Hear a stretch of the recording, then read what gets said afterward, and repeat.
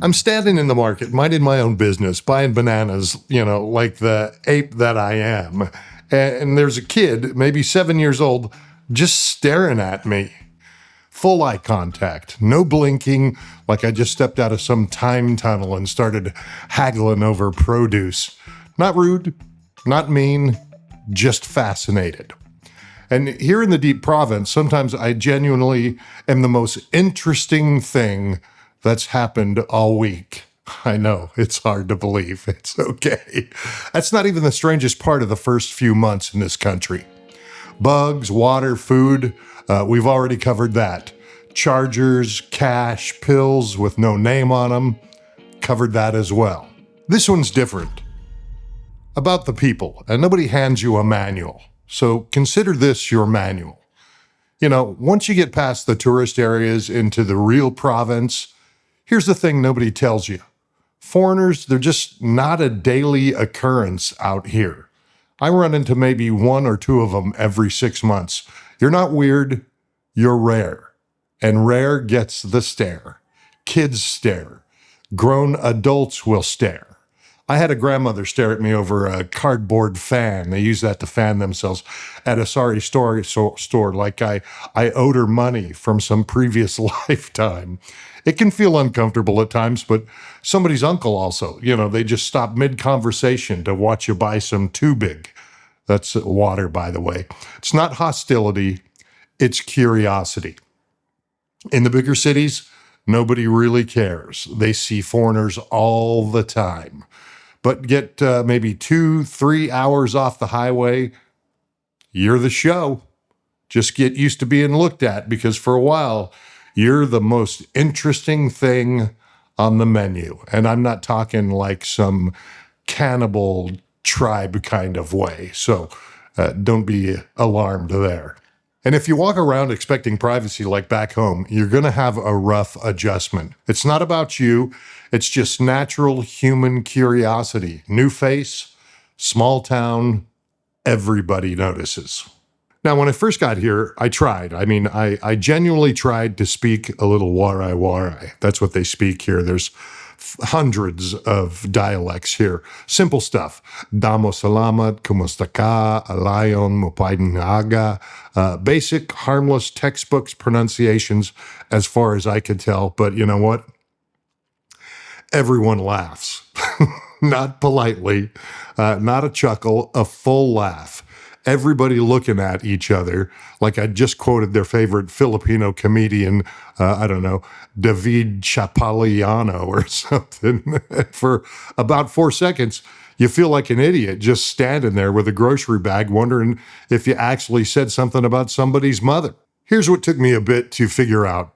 The laugh isn't mockery. It's delightful appreciation.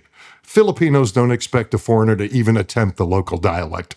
Most tourists never bother. Most expats don't even bother. So when you try badly, it's genuinely funny to them, but in a good way.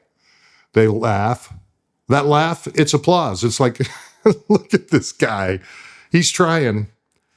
Keep trying. Anyway, say it wrong. Get laughed at. Say it again. That's basically the whole language learning process out here, and it works.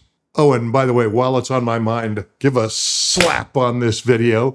It helps YouTube get it out to other guys that are thinking about this move and could really use the info with your help. That's a good thing.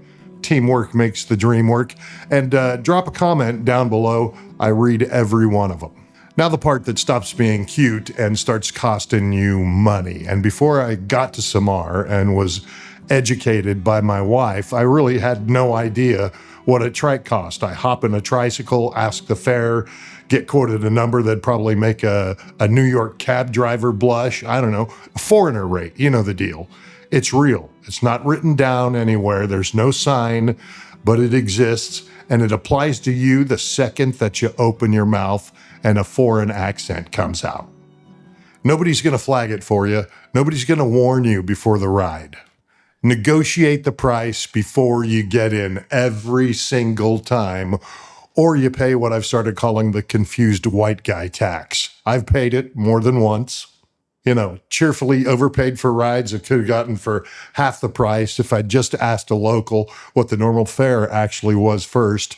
Now, depending on the city, I call a Maxim trike, or I just look at the app and find out what it's going to cost me from point to point. And if there's a trike driver there, I say, no, I'll pay this much for it. It's just great.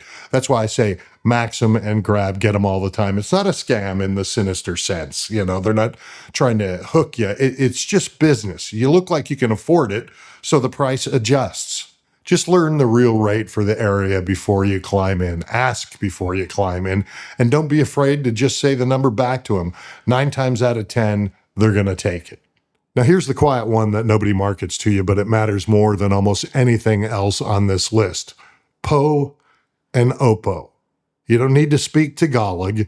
You don't need to be fluent in anything, but drop a po when you're talking to someone older than you, like a store clerk, a driver, somebody's grandmother, and watch the entire interaction shift. That's like saying, sir, ma'am, that kind of thing. It's just a sign of respect. A respect language costs you nothing. One syllable, and it buys you goodwill that actually money can't. Opo is yes, sir, yes, ma'am. It's just respect. I've watched entire transactions soften the second I used it. Prices get friendlier, conversations get warmer, and people will definitely open up. It's just a small thing that signals a big thing, that you understand this isn't your country just to walk through like you own it, and that you're willing to meet people where they are. Oh, and there's one more thing that catches almost every newcomer off guard. You're going to get fed. That's right. I've shown it in my videos. You walk down the street, they'll offer you drinks and food constantly. Whether you're hungry or not, you show up at somebody's house, even a house that clearly doesn't have much to spare, food is going to appear. Now, refusing isn't polite here, like the way it might be back home. It can actually come across as rejecting the person, not the plate. So you learn to eat a little more.